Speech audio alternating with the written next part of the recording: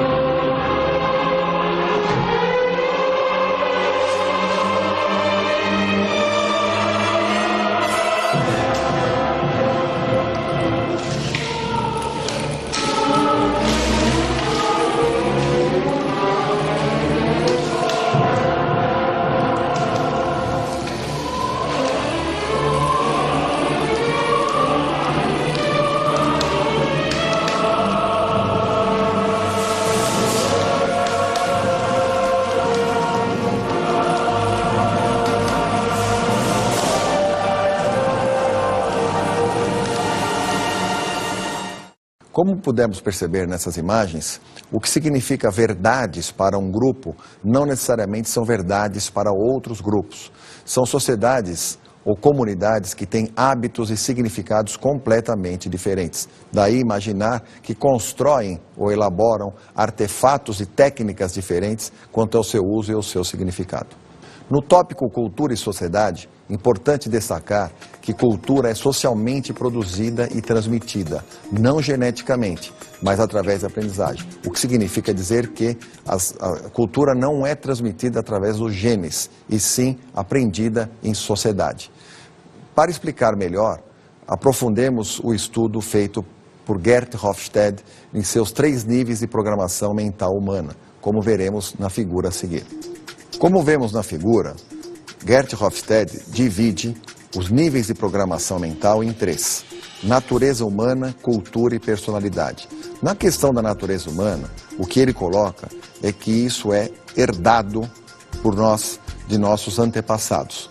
Já a questão da cultura, que segundo ele é específico a um grupo ou categoria, é aprendido, o que significa dizer que, embora tenhamos nascido em determinadas famílias ou em determinadas comunidades, o que vamos aprender naquela comunidade ou em outras comunidades é que vão formar a nossa cultura. E aí sim a personalidade, que é específico ao indivíduo, que segundo Hofstede mistura a natureza humana, ou seja, aquilo que herdamos por meio de genes, com aquilo que aprendemos culturalmente. A personalidade é específica de um indivíduo, ou seja, isso é que torna as pessoas unas ou únicas. Como vimos nessa figura, o que Hofstede considera universal é a natureza humana, ou seja, isso é comum a todas as pessoas em qualquer parte do planeta. A questão cultural, evidentemente, está relacionada a grupos, portanto, deve-se considerar as diferenças. Um bom exemplo para isso, pensando em organizações, são executivos que nascem em determinados países e são considerados executivos globais e passam a trabalhar nas subsidiárias das multinacionais em outros países. Evidentemente que precisam de um tempo para realizar um processo chamado adequação cultural ou processo de aculturamento, visto que a natureza humana desses indivíduos, evidentemente que é comum em qualquer parte do globo, mas naqueles países nos quais eles passam a trabalhar, existem hábitos diferentes, formas de pensar diferentes, formas de se comunicar diferentes. Isso, sem dúvida nenhuma, vem se configurando como um grande desafio para as organizações globais. Nos últimos 20 anos, a China tornou-se um dos principais destinos econômicos do planeta. Seu crescimento chama a atenção de milhares de multinacionais, ansiosas para entrar em seu mercado. Algumas empresas brasileiras já estão criando filiais e enviando seus executivos para lá. E além da dificuldade de comunicação com os funcionários chineses, os executivos sofrem para se adequar às diferenças culturais. Outro problema é a inversão do fuso horário. Quando é noite na China, as matrizes de suas empresas no Brasil estão despertando. Resultado: diversos telefonemas durante a madrugada para resolver situações surgidas durante aquele dia que ainda não acabou.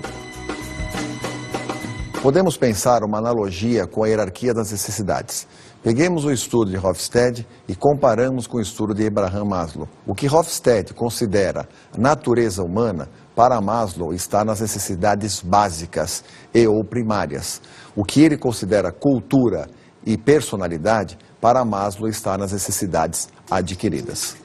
As necessidades básicas ou primárias, que podemos incluir as fisiológicas e de segurança, relacionamos no estudo de Hofstede com a natureza humana, ou seja, são universais a todas as pessoas, até parte das sociais. No entanto, as necessidades adquiridas ou secundárias, como parte das sociais, estima e autorrealização, podemos fazer uma analogia no estudo de Hofstede com a cultura e com a personalidade, visto que elas são adquiridas conforme a sociedade no qual as pessoas estão inseridas.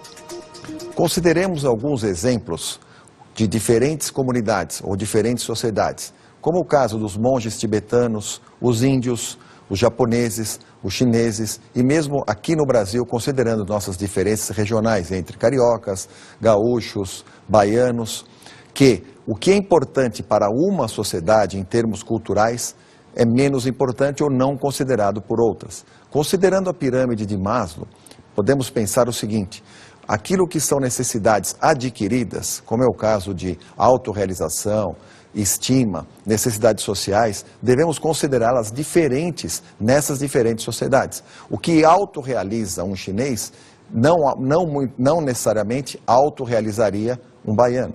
O que autorrealiza um americano não necessariamente autorrealiza um brasileiro.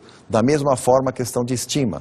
O que é para um americano se sentir participando de um grupo é diferente daquilo que considera um monge tibetano. Ou seja, essas necessidades chamadas por Maslow de necessidades adquiridas estabelecem uma relação bastante estreita com o conceito de Hofstede nos níveis de cultura, porque consideram então que cultura é particular de um grupo, diferentemente das necessidades básicas ou fisiológicas e de segurança, que são universais, ou seja, independentemente da comunidade, japoneses, chineses, monges tibetanos, índios e brasileiros, todos têm as mesmas necessidades básicas, porque estas são universais. O que Hofstede chama, na realidade, naquilo que é herdado à natureza humana. Quando pensamos em cultura organizacional, isso nos remete a uma série de estudos bastante complexos sobre o conceito, porque vem ganhando notoriedade desde a década de 80, sobretudo com a importação dos modelos japoneses de gestão. A partir da década de 80, quando aqui chegaram os modelos, sobretudo os focados em qualidade, muito se discutiu e muito se escreveu sobre cultura organizacional, em especial sobre as dificuldades que as empresas passaram a ter para reformular as suas culturas ou criar novas culturas, em especial as culturas focadas em qualidade. Podemos destacar também a década de 90, década essa que surgiu o processo de globalização econômica. Com as discussões de globalização econômica e, claro, com a internacionalização dos negócios, muitas empresas transnacionais passaram a atuar em várias partes do globo. Evidentemente que essa atuação trouxe uma série de problemas com relação à cultura, mais em especial com relação às diferenças culturais. Muitas dessas empresas partiram para a definição de reestruturação ou reformulação da sua cultura organizacional. É claro que, na maioria dos casos, a cultura predominante foi a cultura da matriz ou do país sede, mas passou-se a se considerar cada vez mais as diferenças regionais, ou seja, a cultura de cada país ou hábitos, rituais e costumes de cada um dos países nos quais as empresas estavam inseridas. Quando a Coca-Cola entrou no mercado chinês em 1978, enfrentou um poderoso concorrente, o chá. A tradição chinesa do chá existe desde o século IV e está relacionada a outras formas de arte como a pintura, a caligrafia e a ópera de Pequim. Investindo centenas de milhões de dólares em fábricas e em marketing, a Coca-Cola focou sua comunicação nos jovens chineses, que não possuíam muitas heranças revolucionárias. Esses jovens já recebiam influências do Ocidente, com uma visão muito mais liberal acerca da liberdade de consumo.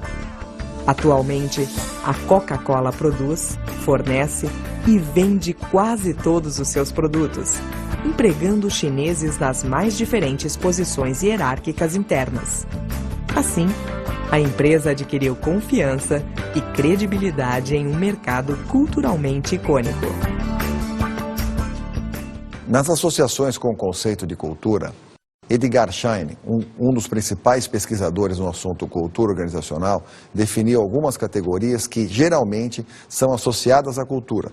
Não necessariamente significam cultura, mas estão associadas ao conceito de cultura. São elas: a primeira, regularidades comportamentais observadas quando pessoas estão interagindo, que significa a linguagem que utilizam, os costumes e tradições que envolvem, os rituais que empregam numa ampla variedade de situações, como, por exemplo, grupos específicos de profissionais, como é o caso de advogados, ou contadores, ou médicos, que em situações que estão reunidos tendem a utilizar linguagens próprias, costumes próprios, desenvolvem hábitos e rituais próprios.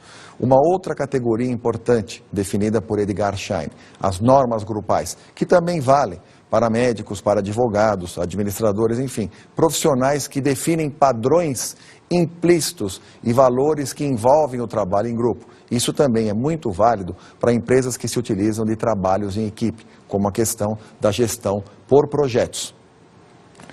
Em projetos, muitas vezes, os grupos de profissionais definidos têm algumas diferenças que são resolvidas ali no grupo. E aí esse grupo fica coeso e os valores que acabam envolvendo esse grupo estão relacionados, evidentemente, à cultura daquele grupo. Uma outra categoria importante abordada por Schein, os valores adotados, princípios e valores articulados, publicamente anunciados que o grupo afirma estar tentando realizar.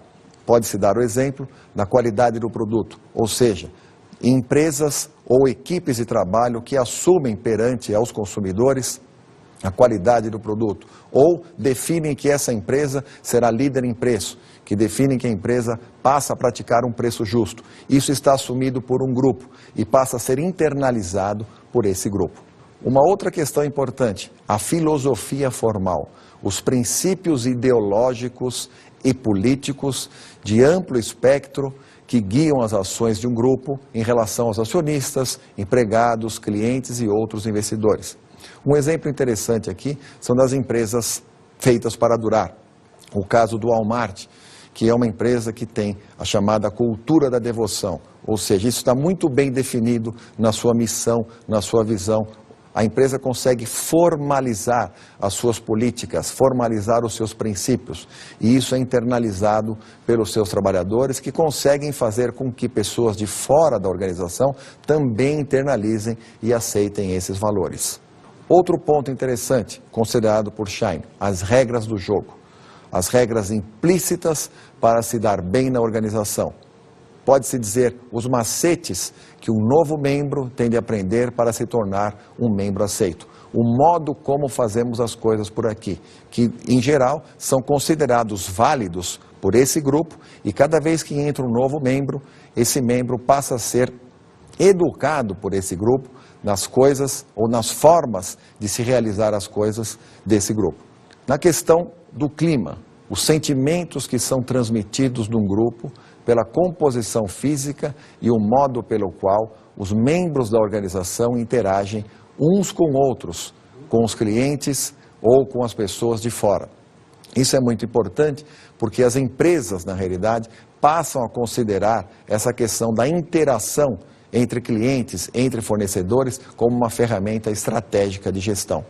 Outra associação feita são as competências consolidadas, as competências especiais que os membros de um grupo manifestam ao realizar certas tarefas.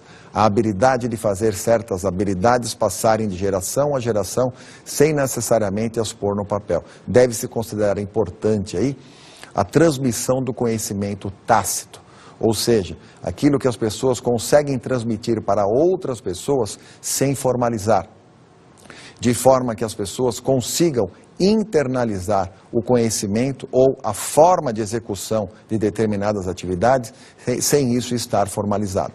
Hábitos de pensamento, modelos mentais e ou paradigmas linguísticos, as estruturas cognitivas comungadas que guiam a percepção, o pensamento e a linguagem usados pelos membros de um grupo e que são ensinados aos novos membros, nos primeiros processos de socialização.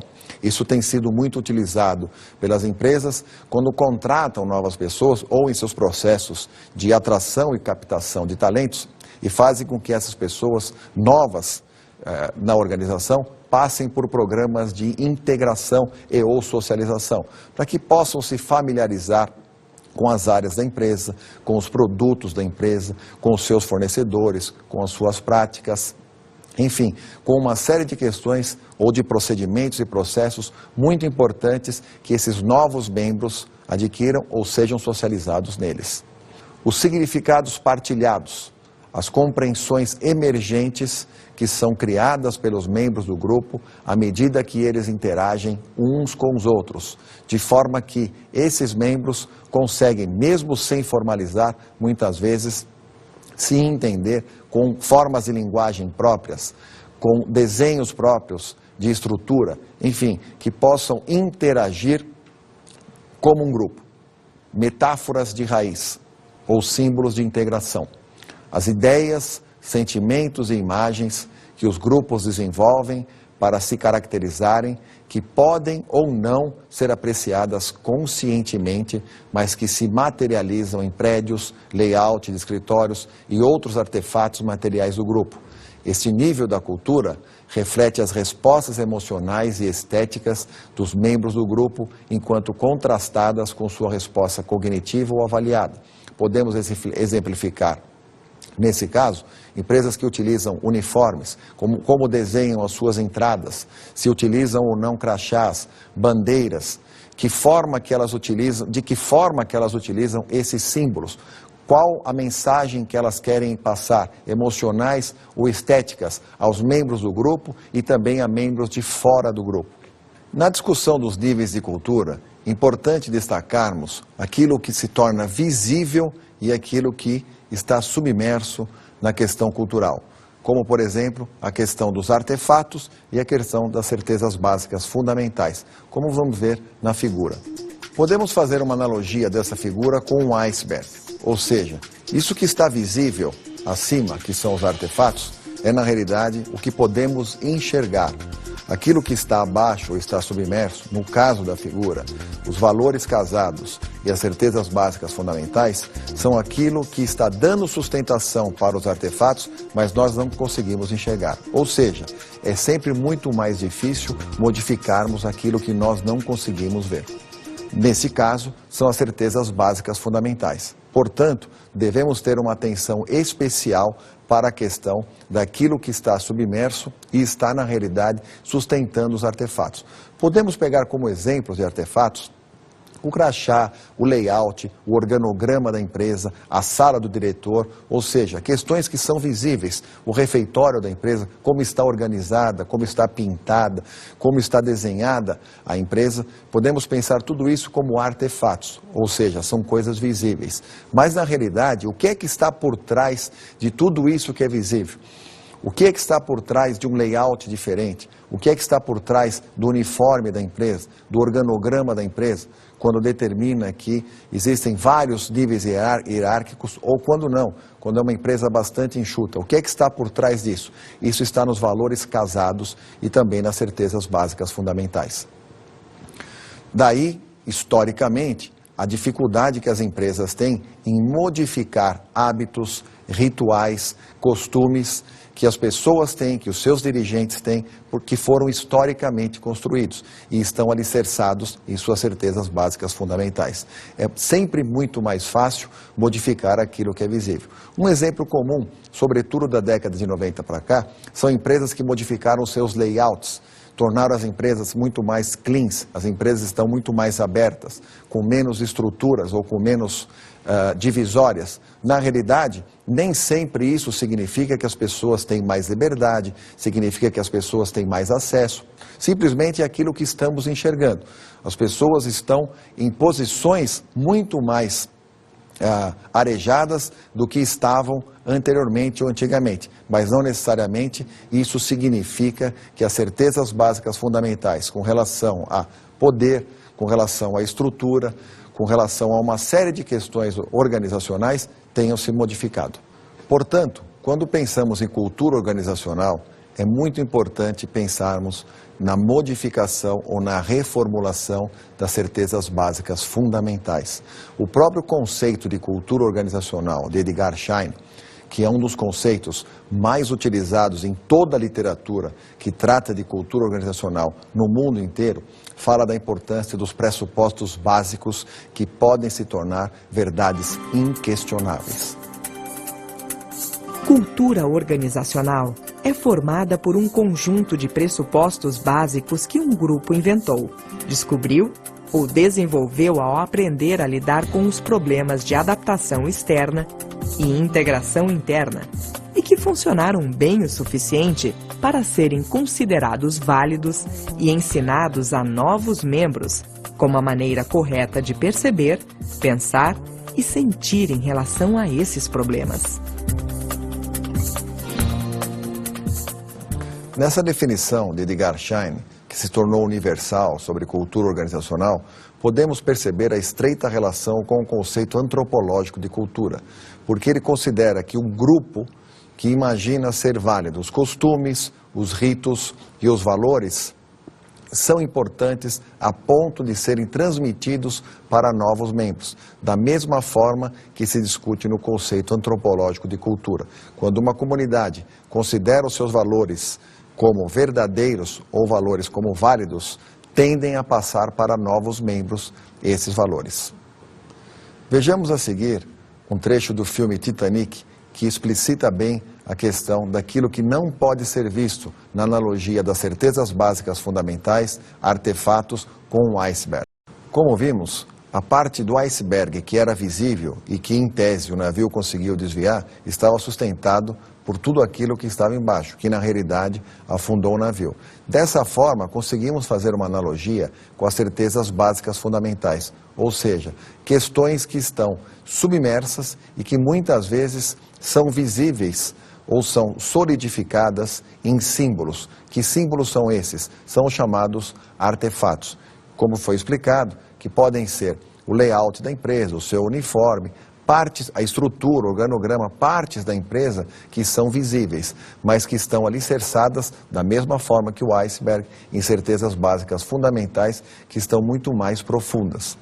O que é interessante nessa questão é que essas certezas básicas fundamentais é que devem ser atacadas por empresas que pretendem mudar ou reformular a sua cultura organizacional.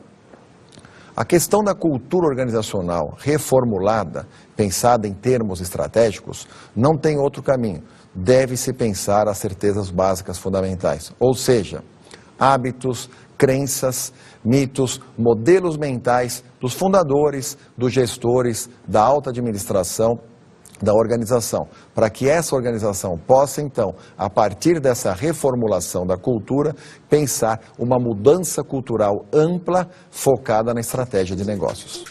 Nessa figura, que chamamos fluxograma de Schein, está muito relacionado à definição de cultura organizacional de Schein, mas em especial trata da questão das certezas básicas fundamentais. Segundo Edgar Schein, determinados valores de determinadas pessoas ou determinadas sociedades levam a determinados comportamentos, que por sua vez criam determinadas soluções. Essas soluções tornam-se ou produzem pressupostos subjacentes que passam a ser internalizados por um grupo. Esse grupo assume essa solução de problemas como verdade e passam a realizar essa questão de forma inconsciente, ou seja, sai do nível da consciência e se tornam verdade inquestionável. Quando se torna verdade inquestionável, é a certeza básica fundamental.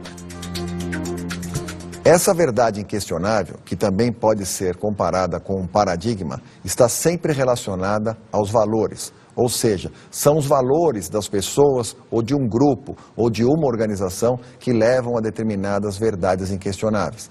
Porque os grupos criam soluções que muitas vezes nós não conseguimos alterar. Evidentemente que essas verdades inquestionáveis são, muitas vezes, o principal dificultador dos processos de mudança cultural. Mudança cultural e estratégia. Na realidade, muitas empresas, sobretudo com a intensificação da competição na década de 90, passaram a investir em processos e programas de reformulação da sua cultura focada em estratégia. Essas empresas passaram então a adotar ou sistemas de informações gerenciais, como é o caso de Microsiga, SAP, entre outros sistemas, ou até mesmo a ferramenta estratégica Balance Scorecard, uma ferramenta que permite às empresas criarem indicadores para que possam, então, ter um controle melhor da sua gestão e, em especial, da sua gestão financeira. O que ocorre é que, muitas vezes, esses programas ou softwares ou processos foram barrados pela questão cultural. E, em geral, essa questão cultural estava alicerçada em certezas básicas fundamentais. Isso significa dizer que empresas que muitas vezes investiram alguns milhares de dólares ou alguns milhares de reais em programas de reformulação ou de reestruturação, tiveram uma série de problemas para implantar essas mudanças exatamente por questões culturais.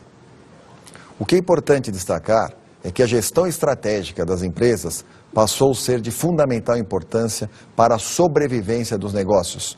No entanto, muitas empresas, em especial as multinacionais, passaram a impor a questão da mudança cultural para que essas estratégias pudessem ser melhor elaboradas e eficientemente implantadas para o sucesso organizacional.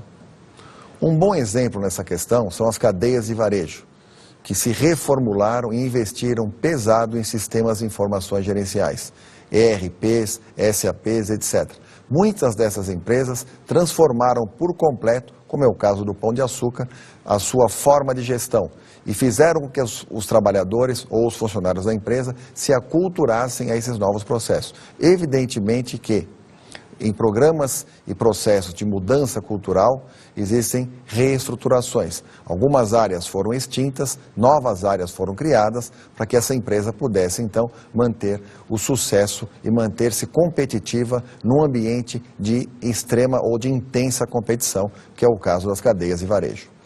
Portanto, entendemos que estratégia e cultura organizacional têm uma relação bastante estreita, porque sempre que pensamos em elaboração e implementação de estratégias, devemos pensar em reformulação da cultura organizacional. Vimos, portanto, que se torna preponderante que a área de gestão de pessoas assuma o processo de reformulação da cultura organizacional. Para tanto, os executivos dessa área precisam compreender melhor o conceito de cultura organizacional, o que pressupõe o conhecimento e entendimento do conceito de cultura, para que possam tomar decisões de implantação de programas alicerçados exatamente nesses conceitos. O que pode ser muito importante para a empresa em termos de competitividade, porque entendemos que há uma relação bastante estreita entre cultura organizacional e estratégia.